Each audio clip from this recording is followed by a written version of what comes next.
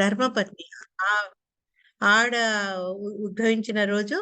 తర్వాత శ్రీ మధు పండిత గోస్వామి ఆయనే తిరోభవం దినం గూడా. సో, ఆ 2 గూడా ఒక్కసారి తలుచుకుందాం. సోమవారం నుంచి Rasarani Mataji 14th chapter 3rd canto start చేసింది. ఒక్కసారి మనము ప్రార్థనతోటి మన క్లాస్ మొదలుపెడదాం. ఓం అజ్ఞానతిమిరంధస్య జ్ఞానాంజనాశలాకయా చక్షురున్మీలితం येन తస్మై శ్రీగురవే నమః.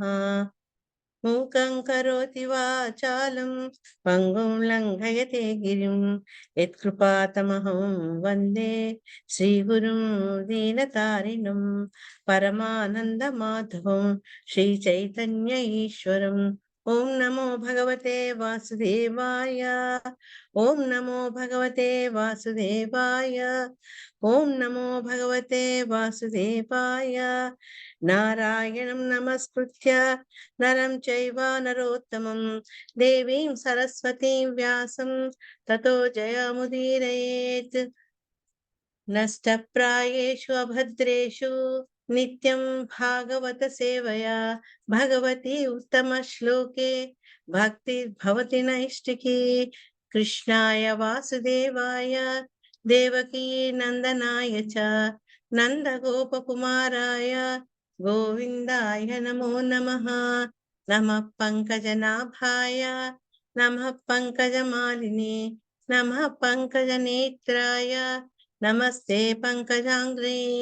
వాంఛాకల్పతరుభ్యశ్చ కృపా సింధుభ్యేవ చ పతితానాం పావనేభ్యో వైష్ణవేభ్యో నమో నమః. అనంతకోటి వైష్ణవ వృందకి జై. శిలా ప్రభుపాదకి జై. గురు మహారాజ్ కి జై. ఓకే, హరే కృష్ణ. మొట్టమొదట మనము మధు పండిత గోస్వామి గురించి తెలుసుకుందాం. మధు పండిత గోస్వామి ఎవరు అంటే, దానికంటే కొంచెం ఇంకా చరిత్ర వెనుకకు వెళ్తే మనం ఒకసారి వజ్రనాభుడి దగ్గరకు వెళ్తాం. ఈ వజ్రనాభుడు ప్రసక్తి మనకి ఎప్పుడు వస్తుందంటే, ధర్మరాజు పరీక్షితుడికి వజ్రనాభుడికి ద్వారకలో, తర్వాత ఆ కురుక్షేత్రం కాదు, అదేమంటారు, హస్తినాపురంలో ఆయన వాళ్ళను పదవిలో రాజుగా వాళ్లకు అభిషేకం చేస్తారనమాట. రాజ్యాభిషేకం చేస్తారు. ఆ పద్మ ఆయన ఎవరంటే వజ్రనాభుడు కృష్ణుడికి కొడుకు అనమాట. ఓకే, కొడుకు గ్రేట్ గ్రాండ్ సన్ ఆయన. అతను వజ్రనాభుడు మనకు తెలుసు చాలా మటుకు. ఇప్పుడు మనం చూసినటువంటి ఈ యొక్క గొప్ప గొప్ప విగ్రహాలు ఏవైతే స్వామి ఉన్నాయో వాటి యొక్క వివరణ పరీక్షిత్ మహారాజు తల్లి అయినటువంటి ఉత్తర చెప్తుండగా వాటిని ఆధారంగా చేసుకుని ఆయనే ఆ విగ్రహాలన్నింటినీ నెలకొల్పుతారనమాట ఈ వజ్రనాభుడు. అయితే గోపీనాథ్ డైటీ అంటే మనం ఎప్పుడైతే హరిహరాయనమలో అన్ని 5 ముఖ్యమైన మందిరాలను తలుచుకుంటూ పాడతామో, ఆ గోపీనాథుని యొక్క విగ్రహాన్ని అతను 5,000 సంవత్సరాల క్రితం బృందావనంలో అతను స్థాపిస్తారనమాట. తర్వాత ఒక 500 సంవత్సరాల తరువాత పరమానంద భట్టాచార్య అనే ఒక వ్యక్తి ఆ యొక్క అద్భుతమైనటువంటి గోపీనాథ్ విగ్రహాన్ని అతను కనుక్కుంటారనమాట. అది ఎక్కడ అంటే మన వంశీవట అని చదువుతాం కదా, వంశీవట. ఇది రాధే జయ జయ వృందవాన శ్రీ గోవింద గోపీనాథ మదన మోహన. దాంట్లో ఈ వంశీవట ప్రస్తావన కూడా వస్తుంది. ఆ వంశీవట వ్రతం దగ్గర యమునా నది యొక్క తీరంలో ఈ పరమానంద భట్టాచార్య అనే ఆ వ్యక్తి ఆ గోపీనాథ్ యొక్క విగ్రహాన్ని మళ్ళా కనుక్కుంటారనమాట. ఆయన తర్వాత ఆయన యొక్క శిష్యుడు, ఆ పరంపరలో వచ్చిన శిష్యుడు ఎవరైతే శ్రీ గదాధర పండితుంటారో వారి యొక్క శిష్యుడైనటువంటి వ్యక్తి ఎవరి గురించి అయితే మనం ఈరోజు తలుచుకుంటున్నాము, మధు పండిత గోస్వామి. ఆయనే ఈ గోపీనాథ యొక్క విగ్రహాన్ని, అర్చామూర్తిని ఆయనే పూజించేవారనమాట. మనకు వాటి సంబంధించిన వివరాలన్నీ గూడా భక్తి రత్నాకర్ అనే గ్రంథంలో ఉంటుంది. ఆ భక్తి రత్నాకర్ గ్రంథంలో ఏం చెప్పారంటే, గోపీనాథ్‌జీ ఆయనేంటంటే ఒక కరుణాసాగరం లాంటివాడు భగవంతుడు. భగవంతుడు ఏ ఫామ్‌లో ఉన్నా ఆయనకు ఆ కరుణ అనేది అతనికున్న ప్రత్యేకమైన గుణం. ముఖ్యంగా ఈ గోపీనాథ్ అంటే గోపికలకు నాథుడు. ఎవరైతే బృందావనంలో మనకు దర్శించి మనందరిని రంజింపజేశారో, అటువంటి రూపంలో ఉన్నటువంటి ఆ స్వామి కరుణామయుడనమాట. ఆయనేం చేస్తారంటే, ఆ యమున చుట్టూ ఉన్నటువంటి తీరాల్లో, ఆ సైకత తీరాల్లో ఆడుతూ, పాడుతూ అని తిరుగుతారనమాట. ఎంత సుందరమైన వ్యక్తి అంటే, ఆయన ఒక్క దేహాన్ని, ఆ దేహ కాంతిని చూసిన వాళ్ళందరూ గూడా, వాళ్ళు మనసుని వాళ్ళు కోల్పోతారు. అంటే బుద్ధిని కోల్పోతారు. మనసుని దొంగలించేస్తాడన్నమాట. అంత చక్కటి శరీరకాంతి కలిగిన సౌందర్యవంతుడు స్వామి. తర్వాత ఎప్పుడైతే భగవంతుడిని చూస్తామో, భగవంతునితో భగవంతుడిని చూస్తూ మన బాహ్య స్పృహ మనం కోల్పోతామో, అటువంటి అవస్థలో ఈ యొక్క భగవంతుని యొక్క దివ్య లీలలవన్నీ ఏంటంటే, మన మనసులో ప్రవేశిస్తాయని చెప్తున్నారనమాట. ఇక్కడ ఆహ్, భక్తి రత్నాకర్ అని గ్రంథంలో చెప్పబడుతుందనమాట. ఎప్పుడైతే ఆ స్వామి యొక్క రూపాన్ని, ఆయన గురించి మనం చాలా ఇష్టంగా మనం లోపలికి గ్రహిస్తామో, అప్పుడేమవుతుంది అంటే, ఎట్లయితే జెల్సీలో ఏదన్నా తీసుకుంటే యాంటాసిడ్స్ తీసుకుంటే కడుపులో మంటలు చల్లుతాయో, తక్కువ చల్లబడతాయో, అదే రకంగా భగవంతుడి యొక్క ఆ నామాన్ని, ఆయన సౌందర్యాన్ని గ్రహించినప్పుడు, మన మనసుల్లో ఉన్నటువంటి ఈ భౌతిక అగ్ని అంటే ఫైర్ ఆఫ్ మెటీరియల్ థింగ్. ఈ భౌతిక అగ్ని మనకు ఎప్పటినుంచో మండుతూ ఉందన్నమాట. మండుతూ అది మనల్ని ఎన్నో చేయకూడని పనులు చేసినా కూడా ప్రోత్సహిస్తుంది. అటువంటి ఈ భౌతికత్వం అనే ఈ మంటల్ని ఆర్పేసిందనమాట. ఎప్పుడైతే స్వామిని తలుచుకుంటూ, ఆయన్ని కీర్తిస్తూ, ఆయన్ని మనసులో నిలుపుకుంటామో, దానివల్ల మనకు ఆ ప్రయోజనం. ఇప్పుడు ప్రస్తుతానికి అది 5000 ఇయర్స్ అయిపోయింది. 500 ఇయర్స్ అయిపోయింది. ప్రస్తుతానికి స్వామి యొక్క నిజ రూపం ఏదైతే వజ్రనాభుడితోటి స్థాపించబడిందో, అటువంటిది ఇప్పుడు రాజస్థాన్‌లో, జైపూర్‌లో పూజలు అందుకుంటున్నారనమాట ఆ స్వామి. ఈ మధు పండిత గోస్వామి అనే గోపీనాథ్‌ని పూజిస్తుండేవారు గదా! ఆయనేంటంటే ఒకసారి శ్రీనివాసాచార్య, తర్వాత గోపీనాథ్ శ్రీనివాసాచార్యను ఆ రాధా గోపీనాథ్ వేసుకున్నటువంటి ఆ మాలను అతనికిస్తారనమాట. ఎప్పుడు ఏ సందర్భంలో ఇస్తారంటే, వీళ్ళు గోస్వాములు రచించినటువంటి అనేక అమూల్యమైన పుస్తకాలను సేకరించి వాళ్ళు తీసుకువెళ్తున్న సందర్భంలో శ్రీనివాసాచార్య, నరోత్తమ ఠాకూరు, శ్యామానంద పండిత్ వీళ్ళందరూ వస్తారనమాట. వాళ్ళు ఒక ఎడ్ల బండిలో బులక్ కార్ట్‌లో ఈ గోస్వామీస్ యొక్క అన్ని గ్రంథాలను వాళ్ళు బృందావనం నుంచి తీసుకువెళ్ళేందుకు వస్తారనమాట. ఆ సమయంలో ఈ శ్రీవాస ఆచార్యకు గోపీనాథునికి అర్పించినటువంటి మాలనిచ్చి సత్కరిస్తాడు మధు పండిత గోస్వామి. మధు పండిత గోస్వామి ఎవరు అంటే, వాస్తవానికి గోలోక బృందావనంలో ఆయనను మండలీ సఖి అంటారనమాట.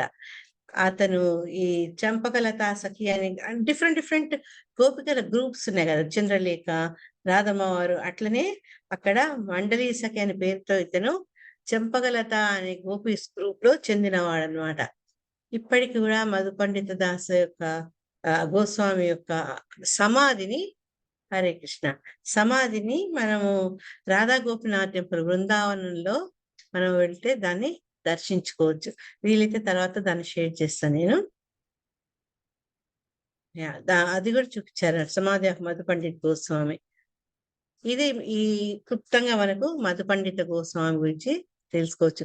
నేను చూద్దాము మధు పండిత్ దాస్ గురించి ఇంకేమైనా ఇన్ఫర్మేషన్ వస్తుందా అని నేను సెర్చ్ చేస్తుంటే అన్ని బెంగుళూరు టెంపుల్ ప్రెసిడెంట్ ఎవరు స్థాపించాడో ఆయన వివరాలు, ఆయన ఆస్తులు, ఆయన పిల్లలు, ఆయన ఫ్యామిలీ వివరాలన్నీ రావడం మొదలుపెట్టాయి. అందుకని నా సెర్చ్ అక్కడితో ఆపేసా. మనకు తెలుసుకోవాల్సిందేంటే అతను గోపీనాథ్ యొక్క గొప్ప భక్తుడు. తర్వాత అతను ఎవరైతే వ్రజనాభుడితోటి స్థాపించబడినటువంటి ఈ గోపీనాథుని ఆయన సేవించేవారు. ఆయన గదాధర పండితుకి శిష్యుడు. ఇవి తెలిస్తే చాలు. సో, మనము మధు పండిత గోస్వామికి ఒకసారి మన గౌరవ వందనాలు సమర్పించుకుందాం. వాంఛాకల్పతరుభ్యశ్చ కృపా సింధుభ్యేవ చ పతితానాం పావనేభ్యో వైష్ణవేభ్యో నమో నమః. హరే కృష్ణ. సో ఇంకొక గొప్ప వైష్ణవి గురించి మనం ఇప్పుడు తెలుసుకుందాం. ఆవిడ నిత్యానంద ప్రభు యొక్క ధర్మపత్ని. ఆవిడ పేరు జాహ్నవి మాత. జాహ్నవి మాత గురించి మనం ఎందుకు తెలుసుకోవాలి అంటే, మనకు తెలుసు పురాతన దినాల్లో స్త్రీలను అణిగిదొక్కారు. వాళ్ళకి ఎటువంటి విలువ లేదు. ఇది అదని ఇప్పుడు ఉన్న ఫెమినిజం వాళ్ళు మాట్లాడొచ్చు. కానీ కాదు. ఆ రోజుల్లో కూడా స్త్రీలకు ఎటువంటి గౌరవ సత్కారాలు ఉండేవి. ముఖ్యంగా వైష్ణవులకు కూడా వాళ్ళకి తగినటువంటి ఆదరణ, గౌరవం వాళ్ళు పొందేవాళ్ళు అనే దానికి ఒక చక్కటి మచ్చుతునక మదర్ జాహ్నవి యొక్క జీవిత చరిత్ర అన్నమాట. ఆమె చదువుకునే ముందు ఒక చక్కటి శ్లోకం ఉందన్నమాట. ఏంటి ఆ శ్లోకము అంటే, ఇంతకు మనం ఆమెట్లో ఒక మంజరి, ఒక సఖి అని తెలుసుకున్నాము గోలోక బృందావనంలో. మరి ఈ జాహ్నవి మాత ఎవరు అంటే, జాహ్నవి మాత కాదు, జాహ్నవి మాత యొక్క సోదరి. వాళ్ళిద్దరు కూడా నిత్యానంద ప్రభుని వివాహం చేసుకుంటారు. వాళ్ళిద్దరు కృష్ణలీలలో బలరాముడి యొక్క ఇద్దరు పత్నులు. వాళ్ళెవరు అంటే రేవతి, తర్వాత వారుణి అని చెప్పే ఒక చక్కటి శ్లోకం ఒకసారి చదువుతా. శ్రీవారుణి రేవత వంశ సంభవే తస్య ప్రియే ద్వివసుధా చ జాహ్నవి శ్రీ సూర్య దశయ మహాత్మనః సుతే కుకుత్మరూపస్య చ సూర్య తేజసః అంగమంజరీం కేచిత్ జాహ్నవం చ ప్రచక్షతే ఉభయం తు సమిచిన్నం పూర్వన్యాయసతం మతం. ఇక్కడ వాళ్ళు ఎట్లయితే మనము వృషభానుదేవి సుతేదేవి ప్రణమామి నమస్తుతే అని రాధారాణిని వృషభాను కుమార్తెగా చెప్తూ వృషభానుని కూడా ఏ రకంగా కీర్తిస్తున్నాము, అదే రకంగా ఇక్కడ మనము జాహ్నవీదేవిని, వసుంధరాదేవిని తలుచుకుంటూ వాళ్ళ తండ్రి గారైనటువంటి రాజును కూడా వాళ్ళ ఫాదర్ని కూడా తలుచుకుంటాం. Thanks Damodari, thank you very much. అయితే ఆయన పేరు ఏంటంటే సూర్యదాస్. పేరుకు తగ్గట్టే చాలా తేజం కలిగిన వాడు అనమాట అతను. అతను ఎవరంటే ఆ కృష్ణుని సమయంలో రేవతికి తండ్రి అయినటువంటి కకుద్మాన్ అనే రాజు అనమాట. మళ్ళా అతను ఈ సూర్యదాసుగా అవతరించి మళ్ళా తన కుమార్తెను నిత్యానందుడు బలరాముని యొక్క స్వరూపమైనటువంటి నిత్యానందుడికి అతను కన్యాదానం చేస్తారనమాట. సో కొందరు ఏమంటారంటే ఈ జాహ్నవి మాతను ఈ శ్లోకం బట్టి ఆమె అనంగ మంజరి అని కూడా చెప్తారనమాట. అయితే దీనికి అక్కడ అట్లా చెప్పారు, ఇక్కడ ఇట్లా ఎందుకు చెప్పారు అని మనము అనుమానించక్కర్లేదు అని చెప్తున్నారు అనమాట. ఎందుకంటే చైతన్య మహాప్రభు యొక్క లీలలో ఆయన యొక్క సహచరులు 2-3 అస్తిత్వాలు కలిసి ఒక వ్యక్తిగా కూడా ప్రకటితం అయ్యాయన్నమాట. కాబట్టి జాహ్నవి మాత అనంగమంజరి కూడా. ఆవిడే బృందావనంలో, గోలోక బృందావనంలో ఆవిడ అనంగమంజరి అని కూడా మనకు చెప్తున్నారు. ఈ సంగతి మనకు చైతన్య గుణోద్దేశ అనే ఒక గ్రంథం ద్వారా ఈ విషయాన్ని మనకు నిర్ధారణ చేయబడుతుంది అనమాట. ఈ సూర్యదాస అనే ఈ వ్యక్తి ఎవరైతే జాహ్నవీదేవి యొక్క తండ్రి, అతను చాలా బలశాలి. అతను చాలా డబ్బులు కలవాడు అనమాట. మంచి పరపతి ఉన్నవాడు. అతని యొక్క భార్య పేరు భద్రావతి. అయితే వీళ్ళు ఈ సూర్యదాస వాళ్ళు ఒక విలేజ్, ఆ పేరు శాలిగ్రామ అనే ప్రదేశంలో వాళ్ళు ఉండేవాళ్ళు అనమాట. అది నవద్వీపానికి మరీ దూరం కాదు, ద్వీపానికి కొంత సమీపంలోనే ఉండేది అనమాట.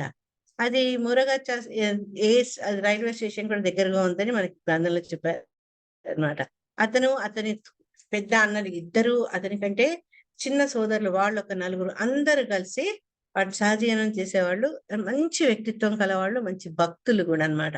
అంటే ఈ భౌతికత్వం యొక్క తలుకు బెళుకుల ప్రభావం వాళ్ళ మీద అంత ఉండకపోయేది అనమాట. ఈ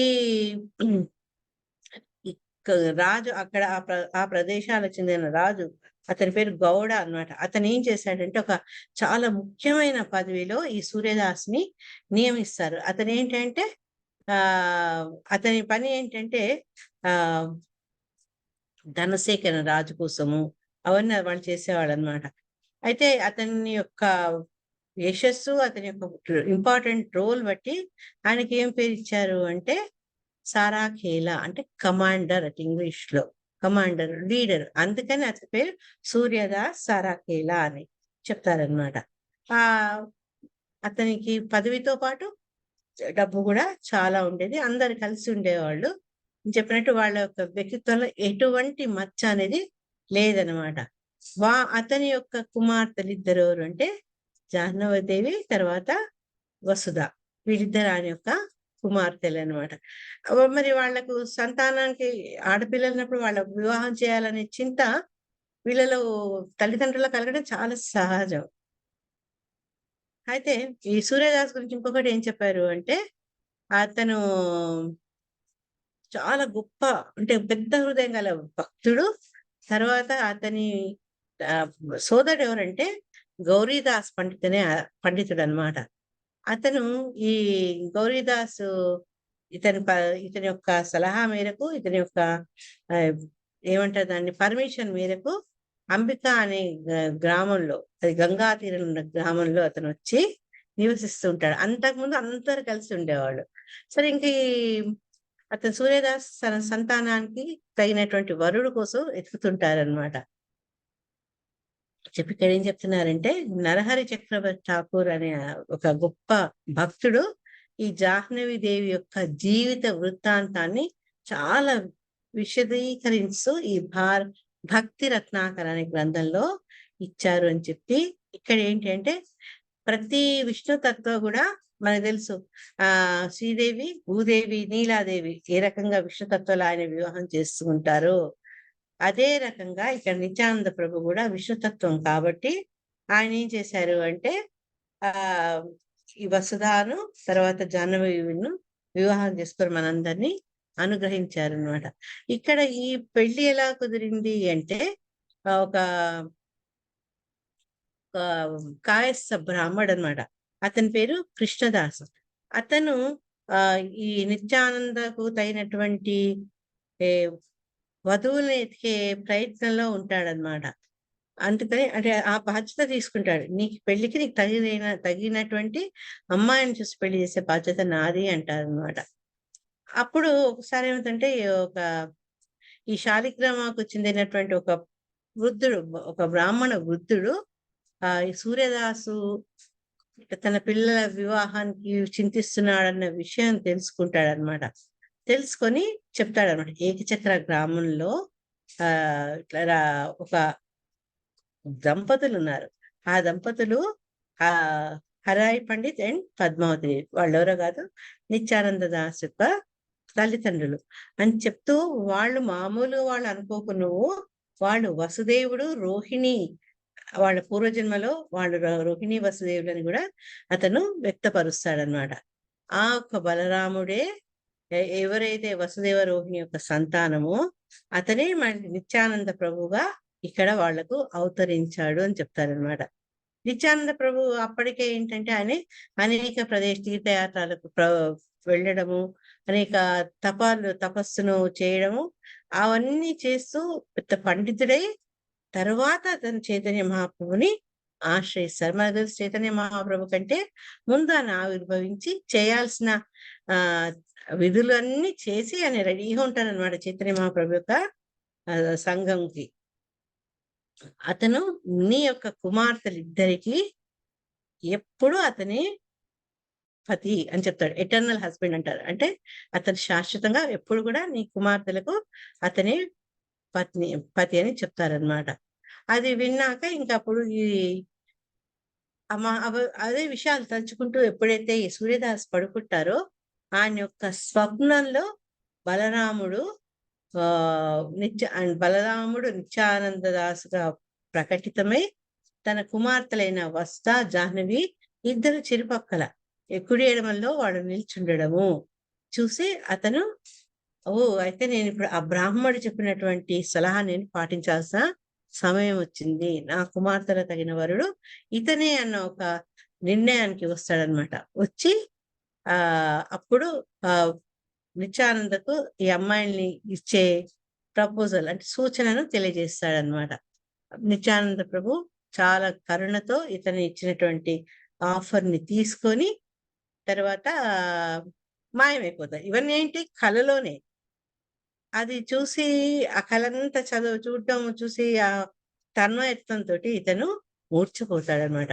అంటే ఆ నిత్యానందని చూడడం, తర్వాత తన కుమార్తెలిద్దరిని అతని కుడి ఎడమ వైపు చూడడము, తర్వాత ఈయనే నా కుమార్తెలకు సరైన భర్త నిర్ణయించుకోవడము, ఆ వృద్ధుని ద్వారా అతనికి కబురు చెప్పడము, వాళ్ళిద్దరిని ఆయనకు కాళ్ళకు సమర్పిస్తా అనుకోవడము, తర్వాత నిత్యానంద ప్రభు దానికి అంగీకారం చెప్పడం, ఇవన్నీ గూడా స్వప్నంలో గాంచి అతను అప్పుడు భక్తితో మూర్ఛితమైతాడనమాట. ఇది అయిపోయినాక ఇక వివాహానికి ముందు ఆదివాస్ సెరమనీ. ఇప్పుడు మన దగ్గర బారాత్ అని, లేకపోతే ఇది మెహందీ ఫంక్షన్ అని ఏమో ఫంక్షన్స్ ఉంటాయి గదా!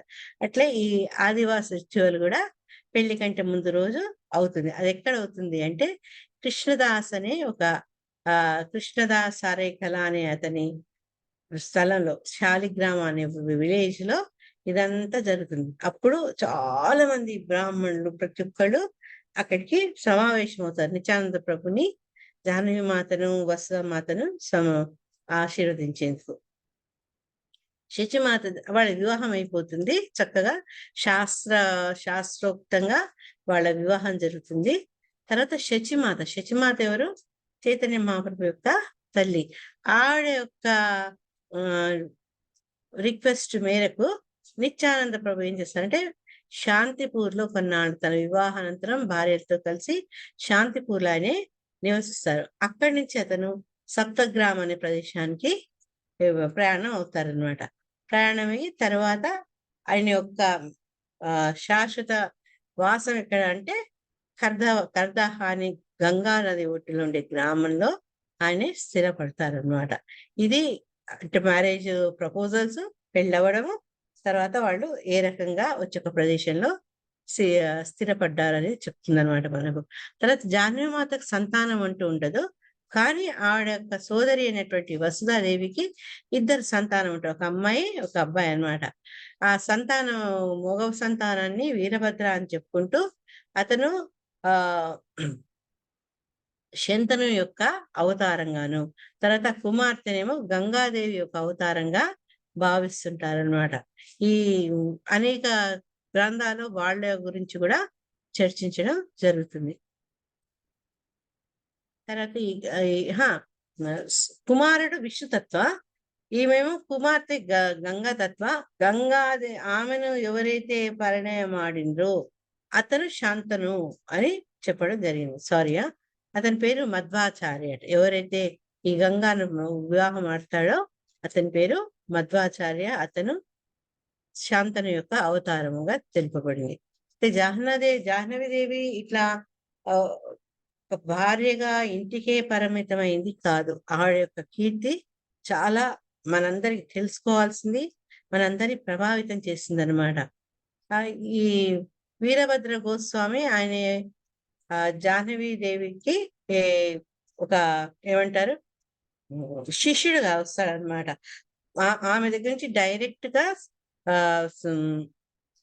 ఆమె యొక్క బోధనలు తీసుకునేందుకు అతను వస్తారనమాట. వీరభద్ర గోస్వామి అనే అతను. అయితే నిత్యానంద దాస్ అని రాసారంటే ప్రేమ విలాసాలో ఈ వీరభద్రుడు జాహ్నవి దేవిని ఎట్లా దర్శించాడటంటే ఆమెను చతుర్భుజాలతో 4 భుజాలతోటి ఆమెను దర్శించినాక అప్పుడేంటంటే అంతకంటే ముందు ఎప్పుడూ ఆడవాళ్ళను దీక్షా గురువుగా స్వీకరించలేదు. కానీ ఈ వీరభద్ర గోస్వామి ఎప్పుడైతే ఆమెను 4 హస్తాలతో 4 భుజాలతో ఉన్న దేవీ అవతారంతో ఆమెను చూసారో ఎంబడే ఆమెకు శిష్యుడు అవుతారనమాట. అయితే ఇక్కడ ఏం చెప్తున్నారంటే ఈ జాహ్నవీదేవి యొక్క గొప్పతనాన్ని చెప్పుకుంటూ నిత్యానంద ప్రభు యొక్క అంతరంగిక శక్తి అయిన జాహ్నవీదేవి మాత కృప లేకుండా ఈ భౌతిక ప్రపంచం అనే సాగరాన్ని దాటడం ఎవ్వరికి కూడా వీలు కాదు. అంతేకాదు ఈవెన్ నిత్యానంద ప్రభుని మనం ప్రేమతో భక్తియుత సేవ చేయాలన్నా దానికి జాహ్నవీదేవి మాతది కృప మనకు అవసరం అన్నమాట. తర్వాత ఈ ఈ విషయాన్ని మళ్ళా భక్తి వినోద్ ఠాకూర్ కూడా ఆయన పుస్తకం కళ్యాణ కల్పతరులు కూడా చెప్పారనమాట. అంటే జాహ్నవి మాత యొక్క కృప యొక్క ఇంపార్టెన్స్ ఆయన తర్వాత ఈ గౌరహరిని మనం గౌరహరిని నిత్యానంద యొక్క కృప కావాలంటే త్రూ జాహ్నవి మాత యొక్క కృప వల్లనే మనకు అవుతుందన్నమాట అని చెప్తూ అందరూ ప్రార్థిస్తారన్నమాట. భక్తి వినోద్ ఠాకూర్ ఏం ప్రార్థిస్తారంటే, "ఓ తల్లి జాహ్నవి దేవి నా మీద దయచూపు, నేను నీ దాసుణ్ణి" అని చెప్తూ, నీ యొక్క పాదాల శరణాన్ని ఇవ్వు నాకు, నీ పాదాలు ఈ దుఃఖ సాగరం దాటే బోటు వంటివి అని చెప్తారన్నమాట. నీ పాదాల శరణుంటే నేను ఈ జనన మరణాలనే ఈ వలయం నుంచి, ఈ సముద్రం నుంచి నేను బయటికి వెళ్ళొచ్చు. నువ్వు నిత్యానంద ప్రభు యొక్క శక్తివి, నువ్వు శక్తి స్వరూపునివి. అంతేగాక ఆ నువ్వు నా గురువువి. తర్వాత భగవంతుడి భక్తి ఎలా చేయాలో నువ్వు నన్ను నాకు సూచించే గురువువి అని చెప్తాడనమాట. చెప్పేసి నీ పాదాలని ఆశ్రయించే కోరికే నాకు ఇయ్యి, వేరే భౌతికపరమైనటువంటి కోరికల్ని నేను కోరుకోను అని చెప్తూ, నేను ఒక బిచ్చగాడిలాగా నేను ప్రార్థిస్తున్నా నీ పాదాల మీద పడి భక్తి వినోద్ ఠాకూర్ అనే కళ్యాణ కల్పలో చక్కగా అమ్మను స్తుతిస్తారనమాట. తర్వాత ఇంకేం చెప్పారంటే, జాహ్నవీదేవి ఒక చోట కూర్చోలేదు ఆవిడ. ఎట్లయితే మన పరివ్రాజకాచార్యులు అన్ని ప్రదేశాలకు తిరుగుతారో అదే రకంగా జాహ్నవీదేవి కూడా పలు ప్రదేశాలకు వెళ్ళేది. అయితే నరోత్తమ దాస్ ఠాకూర్ ఒకసారి ఏం చేశారంటే, ఒక పెద్ద ఉత్సవాన్ని ఆయన ఏర్పాటు చేశారు. చేటూరు విలేజ్ అనే ప్రదేశంలో ఆయన ఒక ఉత్సవం చేసి చైతన్య మహాప్రభు యొక్క ఆవిర్భావ దినం రోజు చాలా గొప్ప పండుగ చేస్తారనమాట. హరే కృష్ణ. ఎక్కడ దొరుకుతుందో భలే పట్టేస్తుంది దామోదరి. Very good. ఆయన మొత్తం ఆ వేడుకల్లో జాహ్నవి మాత ప్రత్యక్షంగా ఉండి ఈ ఒక్క ఈ అన్ని ఏర్పాట్లు చూడడమే కాకుండా తర్వాత భోగా ప్రిపరేషన్ లో కూడా ఆవిడ పాల్గొని, తర్వాత స్థాపింపబడినటువంటి డైటీస్ కి ఫస్ట్ ప్రసాదాన్ని భోగాన్ని ఆవిడ ఆఫర్ చేశారనమాట. చేసి ఆ ప్రసాదాన్ని అక్కడ ఉన్న గొప్ప గొప్ప బ్రాహ్మణులకు అందరికీ స్వహస్తాలతో ఆవిడ వడ్డిస్తారనమాట. తర్వాత ఆవిడ ఎలా ఉండేదంటే ఆమె దినచర్య అంటే వెందుకు చెప్పుకోవాలి మనం అంటే, యద్యత్ ఆచరతి శ్రేష్ఠ. అట్లా గొప్ప వాళ్ళ గురించి విని వాళ్ళ చరిత్ర నుంచి మనం ఒక గుణపాఠం నేర్చుకొని వాళ్ళలాగా వెళ్ళేందుకు ప్రయత్నించాలి. మళ్ళొకసారి గట్టిగా గుర్తుంచుకోవాల్సింది, అనుకరించకూడదు, వాళ్ళని అనుసరించాలి. ఎందుకంటే ప్రతి ఒక్కళ్ళకు ఆ కెపాసిటీ ఉండకుండొచ్చు. దామోదరి 3 గంటలకు 4 గంటలకు లేవగలదు. రసరాణి మాత లేవగలదు. కానీ నేను అంత పొద్దున నేను లేవలేను. కానీ వాళ్ళు లేస్తున్నారు కదా, నేను లేవలేను అని నేను బాధపడి, తర్వాత ఉన్న దినమంతా మనం విసుక్కుంటూ బాధపడుతుంటే ఆ ఉన్న సమయాన్ని కూడా మనం దుర్వినియోగం చేసుకునే వాళ్ళం అవుతాం. అట్లా ఇక్కడ ఏంటంటే జాహ్నవి మాత వాడు పొద్దున్నే లేచేవాడు. లేచేసి చాలా ఆనందంగా భగవంతుని తలుచుకుంటూ స్నానాధికాలన్నీ ముగించుకొని మంత్ర జపంలో ఆవిడ అయ్యేవాడు. ఎప్పుడైతే ఆ మంత్ర జపం పూర్తవుతుందో తర్వాత ఆవిడ చక్కగా వంట చేసి, ఆ వంట కూడా ఏంటంటే మొక్కుబడికి కాకుండా ఎంతో ఆసక్తితో, ఎంతో ప్రేమగా వంట చేసి భగవంతునికి నివేదన చేసేది. ఇవన్నీ కూడా మనకు ఆ భక్తి రత్నాకరాల్లో ఆమె యొక్క డైలీ షెడ్యూల్ గురించి కూడా ఇచ్చారనమాట. జాహ్నవీదేవి మాతాజ ఆమె ఏంటంటే ఈ భక్తి రత్నాకరాలు ఇట్లా ఆమె ఎక్కడెక్కడికి వెళ్ళారు అనే వివరాలు మనకు చెప్పడం జరిగిందనమాట. ఆవిడేంటంటే అనేక ప్రదేశాలకు ప్రయాణం చేస్తూ ఉండేది. చేస్తూ ఏంటంటే అందరికీ కూడా తన ప్రేమను పంచేది. ఎవరి ప్రేమను? తన యొక్క కృష్ణ ప్రేమను పంచేదనమాట. దానికి అపాత్రులైన వాళ్ళు కూడా అంటే నేరస్తులకు, తర్వాత ఎవరికైతే భగవంతుడి ఉనికి మీద విశ్వాసం లేదో అటువంటి వాళ్ళకు కూడా కృష్ణ ప్రేమను ఆమె అందించేదనమాట. తర్వాత ఎక్కడికొచ్చినా కూడా, ఎక్కడున్నా కూడా ఆవిడ తన యొక్క వ్యక్తిత్వంతో ప్రభావితం చేసింది. చేస్తూ చేస్తూ మొత్తానికి బృందావనాన్ని చేరుకుంటారు జాహ్నవి మాత. చేరుకున్నప్పుడు అక్కడ ఆమె గౌరదాస్ పండిత్ యొక్క సమాధి చూసి కళ్ళలో ఆమెకు ఆ భక్తితోటి కళ్ళలో నీళ్ళు వచ్చేస్తాయన్నమాట.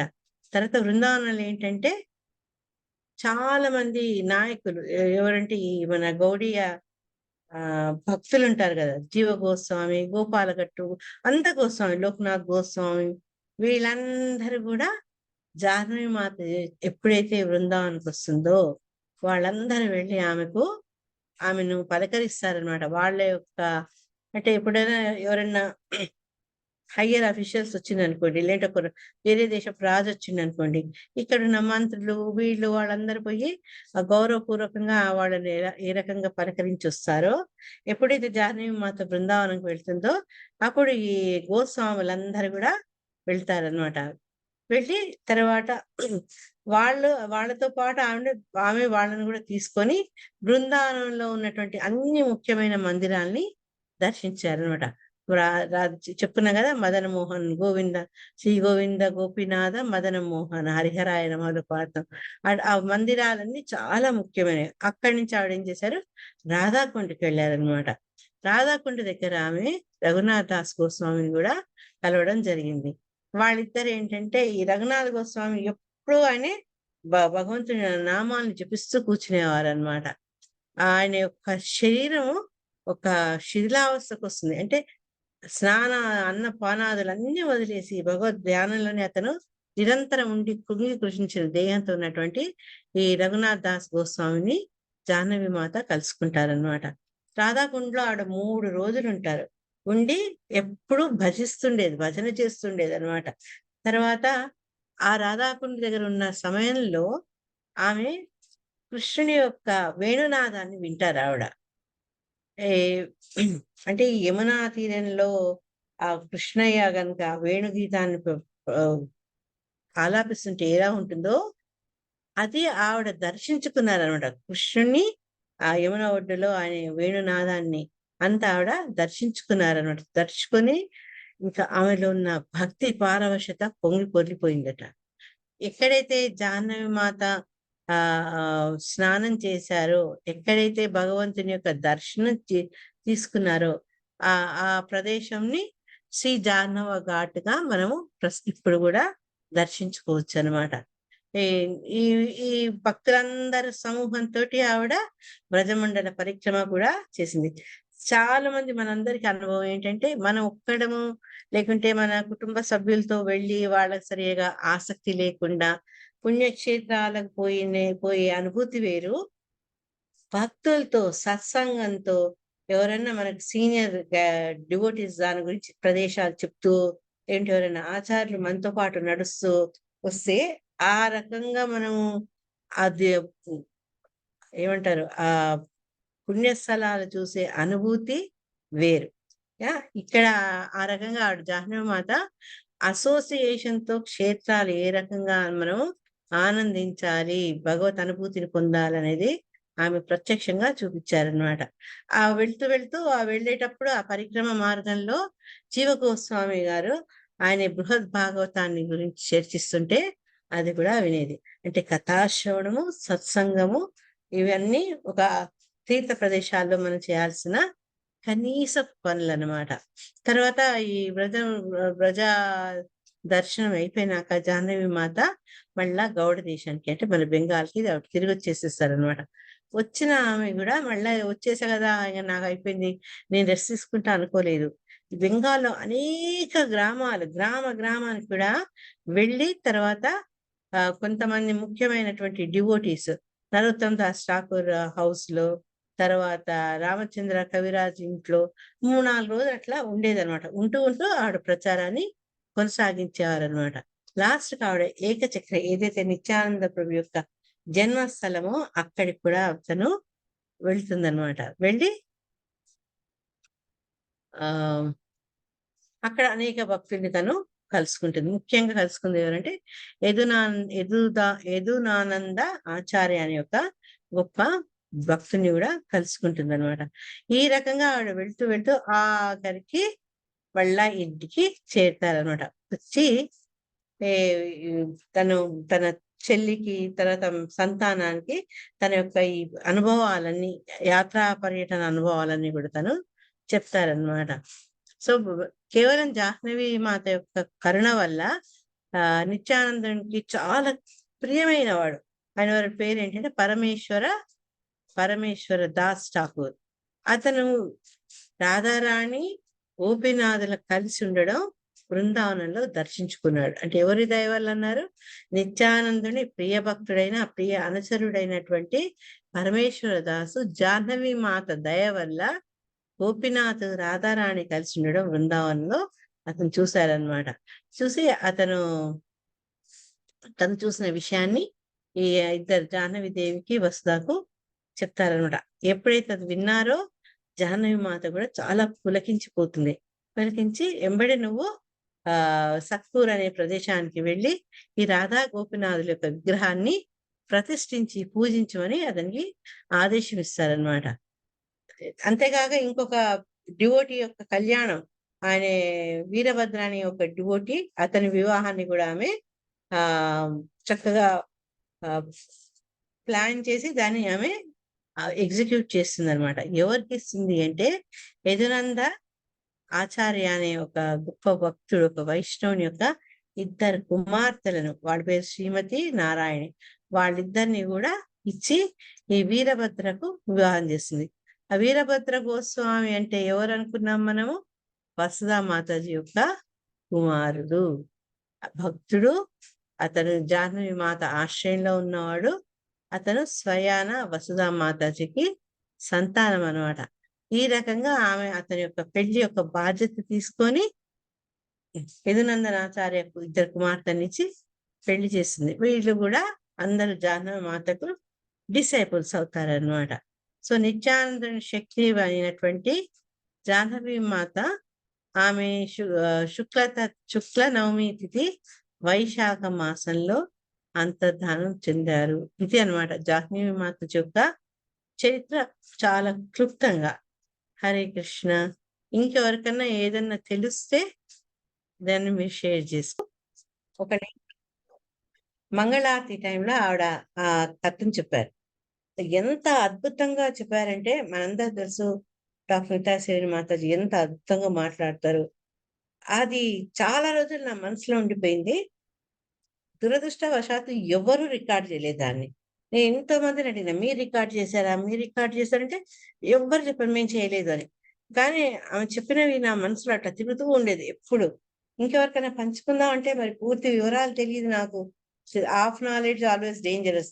తెలిసి తెలియక నేను చెప్పాను అనుకోండి, నేను తప్పులు చెప్తే ఎట్లా అన్న బాధపడుతూ ఉంటే, ఒకసారి ఎందుకో యథాలాపంగా మా ఇంట్లో ఉన్న పుస్తకాలు తిప్పుతుంటే ఈ పుస్తకంలో నాకు ఆవిడ వృత్తాంతం కలిసింది.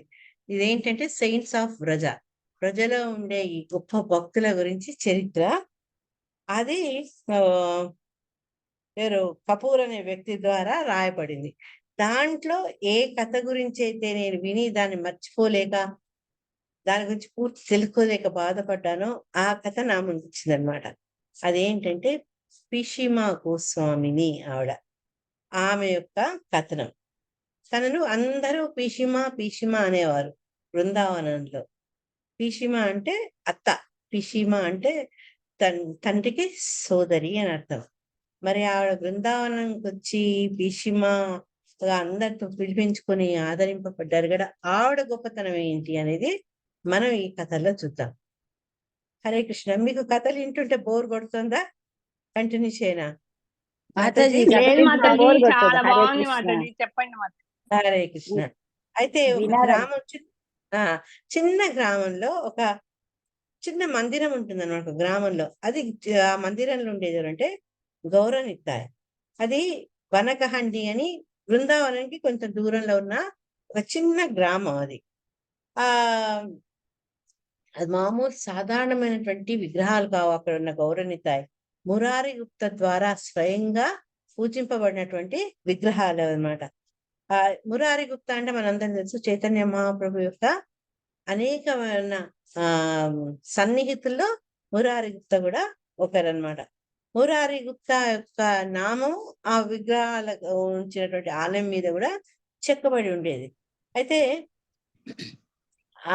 ఈ రెండు అంటే గౌరనితాయిలకు సంబంధించి ఒక చక్కటి పాస్ట్ టైం, ఒక లీల ఏంటి అంటే ఆ ఇవి ఎట్లా బృందావనానికి వచ్చాయి అని ఆలోచించి కొద్దిగా వెనుకకు వేస్తే, ఈ మురారి గుప్తాకు సంబంధించిన వంశీకులు ఒకళ్ళ తర్వాత ఒకడు తరతరాలుగా ఆ విగ్రహాన్ని పూజిస్తూ ఉండేవారనమాట.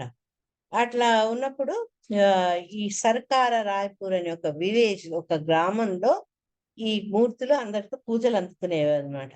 ఆ పూజారి అక్కడ ఉన్నవాడు ఒక వృద్ధుడు, చాలా భక్తుడు అనమాట ఆయనే. ఒక్కసారి ఏమవుతుందంటే అక్కడ ఈ దాన్ని అసలు ఎలా పసిగట్టారంటే, ఒక గొల్లవాడు ఏంటంటే మన మామూలుగా అందరు చేసినట్టు ఆ ఆవుల్ని మేపేందుకు అతను అడవిలోకి వెళ్ళేవాడు. ఒక్క ఆవు మటుకు ఎప్పుడు ఆ మంద నుంచి, మనం ఎట్లయితే వెంకటేశ్వర స్వామి కథలు వింటామో అట్లా అన్నమాట. ఆ ఆవుల్లో ఒక ఆవు మటుకు గుంపు నుంచి వెళ్ళిపోయి ఒక ప్రదేశం, అంటే ఎక్కడైతే ఆ మందిరం ఉందో ఆ మందిరం ఉన్న ప్రదేశంలో ఉండి తనంతట తన పొదుగు నుంచి పాలను స్రవింపజేసేదన్నమాట. అప్పుడు చూసి అతను దీని గురించిన వృత్తాంతం గ్రామస్తులందరితో చెప్తాడనమాట. చెప్పేటప్పటికి వీళ్ళందరికీ ఆశ్చర్యం కలుగుతుంది. ఎందుకు ఆవు అట్లా చేస్తుంది? అది కూడా రోజు ఎట్లా ఎందుకు చేస్తుంది? అదే ప్రదేశంలో ఎందుకు చేస్తుందని వాళ్ళకి అనుమానం వస్తుంది. అనుమానం వచ్చి, ఏ ప్రదేశంలో అయితే ఆవు నిల్చొని రోజు పాలధారలు కురిపిస్తుందో ఆ ప్రదేశాన్ని వాళ్ళు మెల్లగా తవ్వడం మొదలుపెట్టినప్పుడు ఆ తవ్వడంలో ఆ అందమైన 2 విగ్రహాలు బయటకొస్తాయి. అయితే ఆ విగ్రహాలు ఎలా వచ్చాయి అంటే, ఎప్పుడైతే ముందు ఈ గ్రామంలో పూజలు చేస్తుంటారో అటువంటి చోట, అంటే మురారి గుప్తా యొక్క వంశీయులు పూజలు చేస్తుంటారో వీటిని కొన్నాళ్ళకి ఆ గ్రామం ఖాళీ అయిపోతుంది. వలసకెళ్ళిపోతారు. గ్రామస్తులందరూ వలసపోతారు. కానీ ఆ వలసపోతున్నప్పుడు ఏమైతుందంటే, గౌరవనీతాయి మందిరము అది ఏమంటారు, శిథిలమైతుంది. ఎవరు పట్టించుకోరు ఇంక దాన్ని. ఆ విగ్రహాలు అట్లే ఉంటాయి. మందిరం కూడా శిథిలమైతుంది. తర్వాత మెల్లగా ఈ పక్కన, ఆ పక్కన ఉన్న ఊరు వాళ్ళు, ఊరు పాడుపడిపోతుంది. గడ్డి, గాదం అంతా పెరుగుతాయి గదా! అప్పుడు మిగతా పక్కనున్న ఊర్ల వాళ్ళు కూడా వాళ్ళ ఆవుల్ని మేపుకునేందుకు ఆ ప్రదేశానికి రావడం, అక్కడ ఆవు వెళ్ళడం, ఎక్కడైతే ఆలయం ఉందో, ఎక్కడైతే డైటీస్ ఉన్నాయో రెస్ట్ తీసుకుంటూ అక్కడ పోయి పాలు కురిపించడం. ఈ రకంగా చేసి గ్రామస్తులందరూ తవ్వినప్పుడు ఆ తవ్వులాటలో వీళ్ళు బయటికొస్తారనమాట. అప్పుడు దీన్ని వచ్చినటువంటి ఈ డైటీస్‌ని ఏం చేశారు అంటే, వాళ్ళు మళ్ళీ ఒక చిన్న గుడిని నిర్మిస్తారు వాళ్ళు, ఊరు వాళ్ళందరూ కలిసేసి. తర్వాత ఆ విగ్రహాన్ని మళ్ళా అర్చించడం మొదలు పెడతారనమాట. ఎవరు చేస్తారు దానికి తగినటువంటి ఈ ఆలయానికి సేవ, స్వాములకు సేవ ఎవరంటే, ఒక ఒరిస్సా నుంచి వచ్చిన ఒక వ్యక్తి, బలరామ దాస్ బాబా అనే ఒక వ్యక్తి చక్కగా అమిత శ్రద్ధతో ఈ యొక్క విగ్రహాలను చేస్తుండేవాడనమాట. ఆయన అసలు ఎందుకు అక్కడికొచ్చాడంటే, అతనికి కలలో ఆదేశం ఇవ్వబడుతుంది భగవంతుడితో. "నువ్వు పలానా ప్రదేశానికి వెళ్ళు. అక్కడ నీ పూజలు, నీ సేవలు అవసరం ఉన్నాయి" అని చెప్పడంతో అతను ఒరిస్సా నుంచి వస్తారనమాట ఈ బలరాం దాస్ బాబా. ఒకసారి ఏమవుతుందంటే, ఆహ్, ఒక యువతి, ఆమె పేరేంటంటే చంద్రశశి గోస్వామిని. ఆవిడ ఆహ్, ఈ యొక్క చాలా రిచ్ ఫ్యామిలీకి చెందిన యువతి. చాలా ధనవంతురాలనమాట. ఆమె ఏం చేస్తుందంటే, ఆహ్, తను కూడా బెంగాల్‌లో నాదియా డిస్ట్రిక్ట్ చెందిన ఒక గ్రామానికి ఆవిడ లీడర్ అనమాట. ఆమె ఏం చేస్తుందంటే, ఈ టెంపుల్ గౌరనితాయి ఉన్న ప్రదేశానికి వచ్చి గుడికి దగ్గరలో ఉన్న ఒక ఇంట్లో ఆవిడ నివసిస్తుంది. ఆమె ఎందుకు అంటే, కొంత ఆహ్, ప్రాపర్టీ, అంటే ఆస్తుల కొనుగోలుకి అక్కడికొస్తారనమాట అసలావిడ. వస్తుంది. ఈ గౌరనితాయి ఎక్కడైతే ప్రతిష్ఠ చేశారో ఆ ప్రదేశంలో ఆమె నివసిస్తుంటుంది. నివసిస్తూ రోజు గుడికి రావడము ఏమవుతుందంటే, ఈ గౌరనితాయిల పట్ల ఆమెకు ఆకర్షణ రోజు రోజుకు బలమైతుందనమాట. బలమైపోయి ఆవిడేంటంటే రోజు మంచి ఖీర్, బా రిచ్ గదా! ఓ 40 కిలోల ఖీరు, ఆ 40 కిలోల 40 లీటర్ల పాల నుంచొచ్చే ఖీరుని ఈ గౌరనితాయిలకు సమర్పించడం మొదలు పెడుతుందన్నమాట. తర్వాత కలలో ఒకసారి వాళ్ళొస్తారు. ఆమె ఎంత ప్రేమగా, అంటే చూసేందుకు యువతి వయసు బట్టి.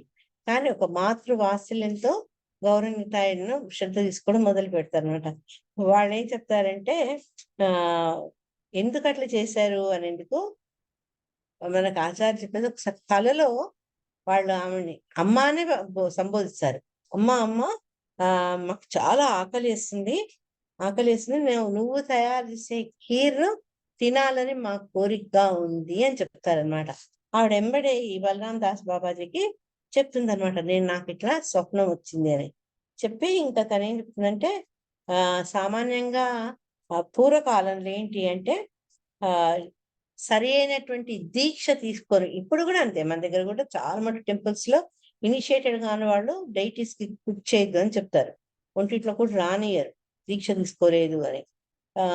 అట్లా ఇంకొన్ని టెంపుల్స్ లో అయితే ఫస్ట్ ఇనిషియేషన్ తో వాడు చేయొచ్చు, ఎందుకంటే వాళ్ళకు సేవదారులు దొరకరు. కొన్ని ప్రదేశాల్లో సెకండ్ ఇనిషియేటెడ్ అయితే గానీ పూజకు స్వామివారి కిచెన్ లోకి పోయేందుకు అర్హత లేదు. ఇట్లా డిఫరెంట్ అంటే దేశకాల పరిస్థితులు బట్టి కొంచెం మారుతుంటాయి. ఆమె చెప్తారనమాట, శాస్త్రాల్లో కూడా చెప్పారు, భగవంతుడికి దీక్ష తీసుకోకుండా ఉండకూడదు అని అన్నారని చెప్పి తను ఏంటంటే ఆ బాబా దగ్గర, బలరాం దాస్ బాబా దగ్గర గురువుగా ఆయన స్వీకరిస్తుంది. తను దీక్ష తీసుకుంటుంది అనమాట. తీసుకొని, ఎందుకంటే వాళ్ళ అమ్మమ్మ కీలు చేసి పెట్టమని అడిగారు కదా, ఆ కీలు చేసి పెట్టేందుకు, స్వామి వాళ్ళకు భోగం నైవేద్యం తయారు చేసేందుకు ఆమె గురువుగా తీసుకుంటుంది అనమాట. ఇంకోసారి ఏంటంటే ఆవిడ ఇంకా తను వచ్చిన పని అయిపోయింది, ఇంకా 2 రోజులు ఉండాలనుకొని పోవాలి అని మనసులో ఒక కోరిక రాగానే ఆ రోజు రాత్రి మళ్ళా స్వప్నంలో గౌరవనీతాయి వస్తారు. వచ్చి ఆవిడ పొంగు పట్టుకొని, అమ్మ నువ్వు పోవద్దు ఇక్కడి నుంచి, నువ్వు వెళ్ళిపోతే మా హీరో చేస్తారని చెప్పి వాళ్ళు ఆవిడ పొంగు ఉంచుతారనమాట. నువ్వు మా తల్లివి, నేను మీ సంతానాన్ని, మమ్మల్ని వదిలేసి నువ్వు వెళ్ళిపోతావా, తల్లిని వదిలేసి పిల్లలు ఎట్లా పిలుస్తారు అని అడుగుతుందనమాట. అనుకొని ఆవిడ పాపం బతిలాడుతుంది వాళ్ళని, నేను వెళ్ళిపోతానని పంపించేసేయండి అని, నాకు పొంగు వదిలేయండి అని అడుగుతుంది అనమాట. అయినా వాళ్ళు పొంగు వదలరు. వదలకపోతే ఆడ కొంచెం గట్టిగా వదిలించుకుంటుంది. ఆ పొంగు పట్టుకోవడం, పొంగు వదిలించుకునే ఈ ప్రయత్నాల్లో ఒక చిన్న ముక్క చినిగిపోతుంది అనమాట. ఏది ఆ పొంగు, అది తెల్లారి ఎప్పుడైతే ఆ పొంగు చినిగిపోతుంది, అంత లోపల ఒక్కసారి ఉలిక్కిపడి ఆవిడ నిద్ర నుంచి లేస్తారనమాట. ఎప్పుడైతే బట్ట చిరుగు పొర్రు పడితే మనలో ఆటోమేటిక్ గా ఒక రకమైనటువంటి ప్రతిస్పందన కలుగుతుంది కదా, అదే రకంగా ఆవిడ కూడా ఎప్పుడైతే ఆ పొంగు చిరిగిపోతే అయ్యో అనుకుంటూ లేస్తుంది అనమాట. తెల్లారి పూట ఆమె వాళ్ళ గురువు గారు అయినటువంటి బలరాం దాస్ బాబాకి వెళ్ళి ఆ స్వప్న వృత్తాంతం అంతా చెప్తుంది అనమాట. తర్వాత ఆ రోజు ఏమైతుందంటే బలరాం దాస బాబా పొద్దున వీలు కాదు అతనికి, మధ్యాహ్నం పూట పోయి ఇంకా సంధ్య వేళకు ముందు ఇక్కడ తలుపులు తీసేటప్పటికి ఏముంది, అతను తర్వాత ఈ చంద్ర శశి మాతాజీ ఆశ్చర్యపోతారు. ఒక చిన్న ఏదైతే ఆవిడ కొంగులోంచి ఒక ముక్క చిరిగిపోయిందో అది గౌరంగ చేతుల్లో చూస్తారనమాట, ఆ బట్ట పీలికను. చూసేటప్పటికి ఇంకా ఆమెలో భక్తి పారవశం ఒక ఉప్పెనలాగా వస్తుందనమాట. ఆ ఇంకా తనకు ఆ ఇల్లు, తన వాళ్ళు, ఆస్తులు, అన్ని మమకారాలు ఒక్కసారి ఎట్లయితే ఉప్పెనతో వస్తే అన్ని కొట్టుకుపోతాయో, ఈ భక్తి అనే ఉప్పెన వచ్చేటప్పటికి ఈ కీర్తి, ప్రతిష్ట, ధనము, స్వజనం అన్ని వెళ్ళిపోయినాయి అనమాట. ఇంకా అప్పుడు ఆవిడ వెళ్ళను, నేను ఇక్కడే ఉండి నేను సేవిస్తా భగవంతుణ్ణి, నా సంతానం వీళ్ళు, నేను వాళ్ళ తల్లిని అన్న భావనతోటి ఆవిడ నిశ్చయించుకుని అక్కడే ఉండిపోతారనమాట. ఒకసారి తన గౌరవనీతాయికి వండుతుంటారనమాట. వండుతునేటప్పటికీ ఆమెకు పీరియడ్స్ స్టార్ట్ అవుతాయి. మనకు తెలుసు శాస్త్రాల్లో ఉన్న చెప్పింది ఏంటంటే మనం భోగా ప్రిపేర్ చేయకూడదు, అటువంటి మలిన పరిస్థితుల్లో భగవంతుడికి మన భోగాను ప్రిపేర్ చేయకూడదు. అందుకని ఆవిడ ఏం చేస్తుంది, గబగబా వచ్చి కిచెన్ నుంచి బయటకు వచ్చేసి గౌరవనీతాయి ఉన్న ప్రదేశానికి దూరంగా వరండాలో కూర్చుంటారనమాట. ఆవిడ కూర్చొని చాలా బాధపడుతుంటది, అయ్యో వాళ్ళ ఫుడ్ ఎట్లా అనేసి. మళ్ళీ ఆ రోజు ఆమె ఎంత బాధపడుతుంటే స్వప్నంలో గౌరవనీతాయి ఇద్దరు వస్తారనమాట. వచ్చి, నువ్వు ఎందుకు బాధపడుతున్నావు, నువ్వు మా తల్లివి, సామాన్యంగా తల్లి సంతానం కోసం ఏం చేస్తుంది, అదే నువ్వు కూడా మాకు చెయ్యి, నీకు ఎటువంటి బాధ ఉండదు అని వాళ్ళు హామీ ఇస్తారనమాట. హామీ ఇస్తే ఇంకా అప్పుడు ఆవిడ లేచి తన సంతానమై బిడ్డ ఆకలితో ఉంటే ఏ తల్లికి ఇష్టం ఉంటుంది. అందుకని వాళ్ళు ఏంటంటే పోయి ఇంకా ఆవిడ గబగబా స్నానం చేసేసి వాళ్ళ కోసం వండుతుంది అనమాట. ఆ తర్వాత ఏం చెప్తారంటే ఇంకా తను ఎప్పుడు కూడా తనకు పీరియడ్స్ అనేది రాలేదు. చిన్న ఏజ్ 20 ఏళ్లకే ఆమెకు భగవంతుడికి ప్రసాదం నైవేద్యం ప్రిపేర్ చేయాలి కాబట్టి ఆమె తల్లిగా వాళ్ళు అంగీకరించారు. ఆమె సేవను వాళ్ళు ఆనందిస్తున్నారు కాబట్టి ఆ తర్వాత ఆవిడకు పీరియడ్స్ రాలేదు. కానీ ఇక్కడ ఏమైందంటే ఎప్పుడైతే ఈ యంగ్ 20 ఏళ్ల వనిత తర్వాత బాబాజీ ఉన్నారో సామాన్య ప్రజానీకం మళ్ళా ఇంక అన్ని పుకార్లు మొదలైతాయి అన్నమాట. వాళ్ళ గురించి చాలా అవాకుచవాకులు మాట్లాడడం మొదలు పెడతారు. అది పాపం వాళ్ళు చాలా బాధపడతారు. అందుకని వాళ్ళు ఏమనుకుంటారు అంటే ఆహ్, ఇంక ఈ ప్రదేశంలో మనం ఇట్లాంటి మాటలు మనం పడుతూ ఉండలేము అని చెప్పి ఆ రోజు రాత్రి గౌరనితాయల ముందు ఆమె బాగా దుఃఖిస్తారనమాట. ఎందుకు నాకు ఇట్లా అవుతుంది అని దుఃఖిస్తూ చూడు వీళ్ళందరూ నా గురించి ఏ రకంగా మాట్లాడుతుండ్రో, మా గురువుగారితో నా సంబంధాన్ని అంటగడుతున్నారని చెప్పి ఆవిడ దుఃఖిస్తుంది. ఆ రోజు మళ్ళా ఎప్పుడైతే ఆమె స్వప్నంలో మళ్ళా వీళ్ళిద్దరు కనిపించి వాళ్ళు ఎంత చక్కగా సంతానం అంటే ఏం చేస్తుంది? తల్లి చుట్టూ, మెడ చుట్టూ చేతులేసినట్టుగా ఇక్కడ ఈమె చేతి చుట్టూ, మెడ చుట్టూ చేతులేసేసి అమ్మో! మనం బృందావనంకి వెళ్ళిపోదాము అని అంటారనమాట. గౌరవనీతాయ్. అనేటప్పటికీ వాళ్ళ ఆదేశం బట్టి ఈ చంద్రశేషి మాతాజీ, బలరాం దాస్ బాబా వీళ్ళు బృందావనంకి తీసుకెళ్తారనమాట. ఈ గౌరవనీతాయ్ డీటీస్‌ని. వాళ్ళు ఎప్పుడైతే బోట్ మీద బృందావనంకి వెళ్తారో ఒక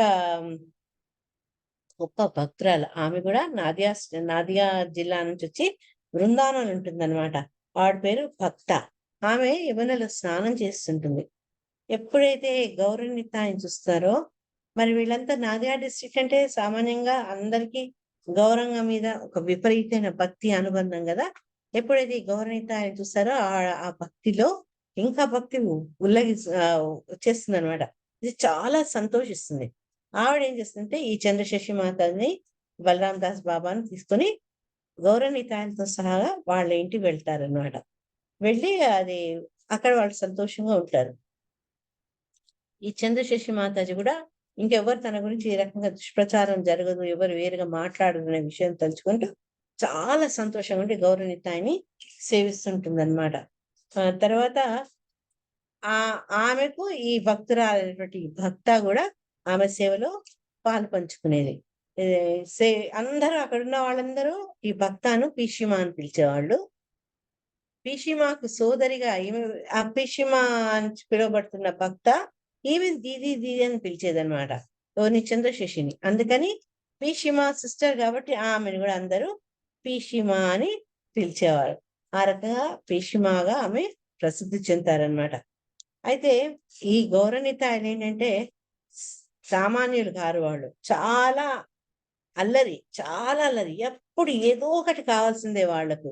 వాళ్ళ కోరికలు, ఆ డిమాండ్స్ తీరేందుకు వాళ్ళేంటంటే ఎవరినో ఒకరు ఇటు పీషిమా కాకపోతే ఇంకెవరిని, ఇంకెవరిని కాకపోతే ఇంకొకరిని. ఆ రకంగా వాళ్ళనడిగి వాళ్ళ కోరికలు తీర్చుకునేవాళ్ళనమాట. ఎప్పుడైతే పీషిమా వీళ్ళు అడిగింది ఇవ్వలేదనుకోండి, అప్పుడు వాళ్ళకి ఏ మొహమాటం లేదు. ఎట్లయితే కొన్నిసార్లు పిల్లలు అమ్మ చాక్లెట్ ఇవ్వకపోతే పక్కింటికి పోయి అడిగినట్టు వాళ్ళేంటంటే వేరే వాళ్ళ దగ్గర పోయి వాళ్ళకి ఏం కావాలో వాళ్ళు దాన్ని అడిగేవాళ్ళనమాట. ఇది గౌరవనీత యొక్క నిత్యలీల అక్కడ. వాళ్ళు ఈ ప్రపంచానికి మొత్తానికి అధిపతులైన, ఈశ్వరులైనా గూడా ఇక్కడేంటంటే ఆహ్, వాళ్ళ చిన్న చిన్న పనులతోటి అందరికి ఆనందం కలిగించేవాడు. ఒకసారి ఏం చేస్తారంటే వాళ్ళకేం భయం లేదనమాట. ఒక కంట్రోల్ లేదు. ఒకరిని పనిష్ చేస్తారని భయం లేదు. భీషమ విపరీతమైన వాత్సల్యాన్ని కురిపిస్తుంది వాళ్ళకు. ఒకసారి ఏంటంటే వీళ్ళకు మన పాదుకలుంటాయి గదా! సామాన్యంగా ఆ పాదుకలంటే చెప్పులుండవనమాట. వాళ్ళు భీష్మను అడగరు. ఎందుకంటే ఒకవేళ తల్లినడిగితే నీకెందుకు నువ్వు బయటికి పో ఇంట్లోనే ఉండేదానికి నీకెందుకు పాతకలు అంటుందని వాళ్ళకి తెలుసనమాట. అందుకని వాళ్ళేం చేస్తారు అంటే ఆహ్, వేరే వాళ్ళని అడుగుదాం అనుకుంటారు. చెప్పులడిగితే ఏంటంటే చెప్పులేసుకుంటే బయటికి పోతారు. భీష్మాకేంటి వాళ్ళు తన కంటి ముందు నుంచి వాళ్ళు కదిలితే తను భరించలేదనమాట. అందుకని వాళ్ళు వెయిట్ చేస్తుంటారు. ఇంకెవరో మంచి ఒక డివోటీ దొరికితే వాళ్ళ ద్వారా చెప్పులు కుట్టిపించుకుందామని. అదే వాళ్ళు ఎదురు చూస్తున్నట్టే శ్రావణ మాసంలో ఒక డివోటీ వస్తుందనమాట. ఆమె వెస్ట్ బెంగాల్ నుంచి వస్తుంది. ఆమె దగ్గరికి వెళ్తారనమాట వీళ్ళు. బృందావనం దర్శనం కోసం ఆమొస్తే ఆమె ఈ గౌరవతాయకున్న మందిరానికి దగ్గరలోనే ఆవిడ నివసిస్తుంటది అనమాట. ఒకరోజు సన్న తుంపర్లు పడుతుంటాయి. అప్పుడు పిషిమ ఏంటంటే వరండాలో కూర్చొని పూర్వకాలంలో ఉండేది కదా, ఇట్లా రాజులకు దేవుళ్లకు తాడు బట్టి గుంజుతూ ఉంటే పైనుంచి ఇట్లా క్లాత్ కదులుతూ వాళ్ళకు గాలి వస్తుంది. ఆ రకంగా ఆమె వరండాలో కూర్చొని గౌరవతాయ సేవ చేస్తూ చేస్తూ చేస్తూ ఉంటుంది. ఒకవైపు ఎడం వైపు అది గుంజుతుంటే కుడి చేత్తో మాల చేస్తుంటది. సడన్ గా ఒక మత్తు ఆవహిస్తుంది అనమాట పిషిమాకు. మత్తు ఆ మత్తులోనే ఆమె గౌరవనీత ఇద్దరు బయటికి పోయినట్టుగా దృశ్యాన్ని ఆమె చూస్తారనమాట. చూసి ఎక్కడ వెళ్తున్నారు మీరు? జలుబు వాన పడుతుంది, జలుబు పట్టేసుకుంటుందని ఆవిడ అరుస్తుంటుంది అనమాట. అంటే తను ఒక రకమైనటువంటి మైకంలో ఉంటుంది అని మళ్ళా పాపం మధ్య మధ్యలో ఫ్యాన్ గుంజుతుంటుంది చేత్తో, ఒక కునికి పాట పడుతుంటారనమాట. ఈ గౌరవనీత వాళ్ళు ఏం చేస్తారంటే వెళ్ళి ఆ వెస్ట్ బెంగాల్ నుంచి వచ్చిన డివోటీ దగ్గర పోతారనమాట. పోయినప్పుడు ఆవిడ పడుకొని ఉంటుంది. తట్టి మరీ లేపుతారు ఇద్దరు. ఎందుకంటే వీళ్ళు డిమాండ్ ఆ ముందు పెట్టాలి కదా, అందుకని నువ్వు పడుకునేందుకు రాలేదు, లే లే అంటారనమాట. ఈవిడ ఆశ్చర్యపోతుంది. మీరెవరు అని అడుగుతుంది అనమాట. అంటే సగం నిద్రలో. ఇదంతా భగవంతుడి లీల అనుకోండి. మా ఇద్దరి పేరు గౌరవనీతాయి, మేము పిషిమ ఒక సంతానం. ఆమె బానాఖండ్ అనే ప్రదేశంలో ఉంది. ఆవిడ సంతానం మేము అని చెప్తుంది అనమాట. అయితే మీరు ఎందుకు ఇక్కడికి వచ్చారు అని అడుగుతుంది. అంటే వాడు చెప్తారనమాట, మాకు పాదుకలు లేవు, నువ్వు మాకు పాదుకలు చేసివు, చూడు మా కాళ్ళు ఎంత మాసిపోయాయో పాదుకలు లేకుండా అని చెప్తారనమాట. ఈవిడ ఆ ఇద్దరు బాలను చూసి చాలా ఆకర్షితురాలవుతుంది అనమాట. ఇంత అందమైన పిల్లల్ని ఆమె ఎప్పుడూ చూడలేదు తన జీవితంలో. అప్పుడు తను ఏమనుకుంటుందంటే లేచినాక కూడా ఎవరై ఉంటారు, నేను స్వప్నంలో వీళ్ళని చూశాను, ఎందుకు వాళ్ళు నా కళ్ళలోకి మళ్ళీ మళ్ళీ వస్తున్నారు అని ఆలోచిస్తుంటుంటే తనకు తెలియకుండానే ఆనంద బాష్పాలు పాకుతూ ఉంటారనమాట తన కళ్ళ నుంచి. అంటే అంత భక్తి తన్మయ అవస్థలో తను వెళ్ళిపోతుంది అనమాట. ఇంకా సరే వాళ్ళని చూడాలి, కల్లో చూసానని వాళ్ళు నిజంగా చూడాలని వాళ్ళని వెతుక్కుంటూ వెళ్తారనమాట. వెళ్ళేటప్పటికి వాళ్ళు గుర్తుందనమాట. చెప్పారు కదా, ఈ బానాకుండలో ఉంటుంది పిషిమా మా తల్లి అని. అంతే ఆ ప్రదేశాలు బృందావనంలో తెలిసిన వాళ్ళందరినీ ఎక్కడుంది పిషిమా మదర్ అని తల్లిదని అడిగితే వాళ్ళెవరో గౌరవనీతాయ మందిరం వైపు ఆమెను చూపిస్తారనమాట. అక్కడికి వెళ్తే పీషిమా ఉంటుందట. ఆ పీషిమానే అడుగుతుంది, పీషిమా ఇల్లేనా అని అడుగుతుంది అనమాట. అవును, ఇది పీషిమా ఇల్లు కాదు, ఇది గౌరవనీతాయ ఇల్లు. మీరెవరు? నేను పీషిమాను, మా సంతానమే గౌరవనీతాయ అని చెప్తుంది అనమాట. అని చెప్పి ఆవిడ కళ్ళలో ఉండే ఆనంద బాష్పాలు చూసి నువ్వెందుకు ఏడుస్తున్నావు అని అడుగుతుంది అనమాట. అంటే మీ ఇద్దరు అబ్బాయిలు ఏరి, నేను వాళ్ళని చూడాలనుకుంటున్నా అని అంటుంది అనమాట. అంటే ఓ వాళ్ళని చూడాలనుకున్నా, సరే రావని చెప్పి లోపల తీసుకుపోయి మా ఆలయం యొక్క తలుపులు తెరుస్తుంది. ఒక్కసారి ఆ మూర్తులు ఇద్దరిని చూసేటప్పటికి ఆ వెస్ట్ బెంగాల్ చూసిన డివోటీ ఉంటుంది కదా, నివ్వెరపోతుంది అనమాట. అరే, ఈ ఎవరైతే ఇక్కడ వాళ్ళు డైటీస్ గా తన ముందు స్థాపించబడినారో వాళ్ళిద్దరిని ఆ బాలుల రూపంలో తను చూస్తుంది కదా, ఆ సంతోషం ఆడకు చాలా వస్తుంది అనమాట. వచ్చి ఆల్మోస్ట్ ఒకసారి తను చేతనాన్ని కోల్పోతుంది. మళ్ళీ ఎప్పుడైతే తిరిగి చేతన అవస్థలోకి వస్తుందో అప్పుడు పీషిమాకు ఈ మొత్తం చెప్తుంది. వాళ్ళు పాదకలు అడగడము, తను పడుకుంటే లేపడము, అవన్నీ అడిగేటప్పటికి ఆ ఈమెకు అయితే నేను మబ్బులో ఉంటే వాళ్ళు వెళ్ళినట్టు అనిపించింది, నిజంగానే వెళ్ళారా బయటికి అని పీషిమా కూడా తెలుసుకుందని నిర్ధారణ అయిందనమాట. అప్పుడు ఇద్దరు వాళ్ళ అనుభవాల్ని పంచుకొని మచ్చిత్త మద్గత పురాణ బోధయంత పరస్పరం వాళ్ళ అనుభూతి పంచుకుంటారు, అనుభవాన్ని కూడా పంచుకుంటారు అనమాట. పంచుకుంటూ వాళ్ళ ఆనంద బాష్పాన్ని గుర్తిస్తారు. హరే కృష్ణ. ఇంకా కొంచెం కథ ఉంది, నేను మండే చెప్తా. అంతవరకు సశేషం. హరే కృష్ణ. బట్ చాలా బ్యూటిఫుల్ గా ఉంటుంది స్టోరీ. అంతకంటే బ్యూటిఫుల్ గా చెప్పారు డాక్టర్ నితా సెవిన్ మాతాజీ. హరే కృష్ణ. నేను చేసే చిన్న ప్రయత్నం. హరే చాలా